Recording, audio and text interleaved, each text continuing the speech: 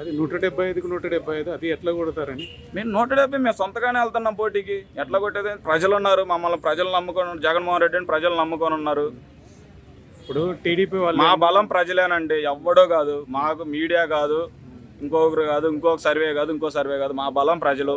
మా సంక్షేమ పథకాలు, మా నవరత్నాలు ఏదైతే ఉన్నదో, జగన్మోహన్ రెడ్డి గారు ప్రవేశపెట్టినటువంటి నవరత్నాలు ఏదైతే ఉన్నాయో అవి ప్రతి ఒక్కరికి లబ్ధి చెందుతున్నాయి. అవి వాలంటరీ వ్యవస్థ ద్వారా. ఈరోజు వాలంటరీ వ్యవస్థ చాలా గొప్ప వ్యవస్థ.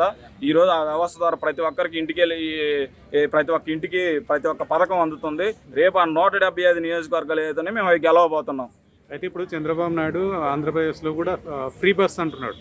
ఆల్రెడీ ఈరోజు ఇంకో స్టేట్మెంట్ చూసారో చూడలేదు, వాళ్ళు ఆల్రెడీ చెప్పారు రేపు సంక్రాంతి నుంచి మేము ఆల్రెడీ స్టార్ట్ చేస్తున్నాం ఫ్రీ బస్సు. అంటే స్టేట్మెంట్ చూసారో చూడలేదు, ఆల్రెడీ రిలీజ్ చేశారు. రేపు సంక్రాంతికి మేము స్టార్ట్ చేయబోతున్నాం ఆంధ్రాలో. చంద్రబాబు వైఎస్ నాయుడు జగన్మోహన్ రెడ్డి గారు ఈరోజు చంద్రబాబు నాయుడు ఏమన్నారు, పథకాల వల్ల ఏం లబ్ధి పొందుతారు అది ఇది అనేసి మాట్లాడాడు. ఎవరైతే ఉన్నారో పథకాల గురించి మాట్లాడారు. ఈరోజు మళ్ళీ 6 గ్యారెంటీలు అని ఎలా చెప్తారు? అవి కూడా పథకాలే కదా. మరి 6 గ్యారెంటీలు ఎందుకు చెప్తున్నారు? ఈరోజు 6 గ్యారెంటీల్లో అవి మొత్తం జగన్మోహన్ రెడ్డి ప్రవేశపెట్టినయే.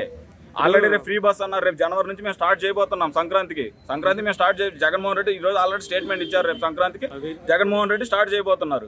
జగన్ పథకాలను చూసి చంద్రబాబు భయపడి ఇలాంటి పథకాలు పెట్టాడు అనుకుంటారు. అవును, అది 100% లేదు. జగన్మోహన్ రెడ్డిని చూసి భయపడ్డది కాబట్టి సొంతగా కూటమిగా కలిసి వస్తున్నారు. లేదంటే సొంతగా ఇప్పుడు జగన్మోహన్ రెడ్డి ఎప్పుడైనా 2014లో ఒక్కడగా వచ్చాడు, 2019లో ఒక్కడగానే వచ్చాడు, రేపు 24లో ఒక్కడ ఎప్పుడైనా సరే సింగిల్గానే వస్తాడు.